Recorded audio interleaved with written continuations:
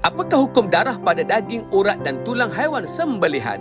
Dalam Al-Kafi #654 menyatakan, di sisi ulama' mazhab Asy-Syafi'i terdapat dua pendapat dalam permasalahan ini. Pertama, hukum darah pada daging itu suci.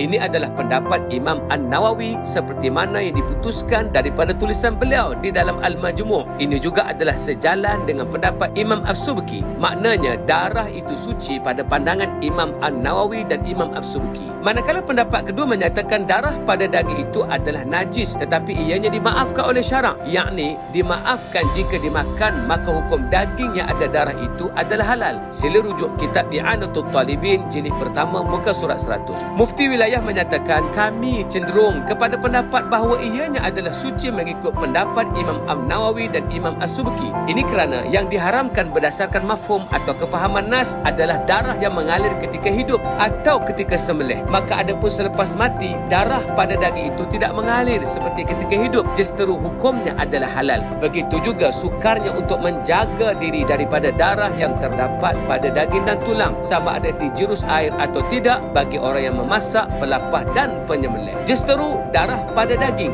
urat dan tulang ayam yang sudah dimasak adalah halal dan suci. Manakala dari aspek kesihatan, jika ada doktor yang melarangnya kerana mudarat penyakit dan sebagainya, maka haram atau makruh memakannya mengikut kadar mudarat. Inilah pendapat Mufti Wilayah yang kita mengambilnya sebagai panduan kita. Ustaz Pro, Assalamualaikum.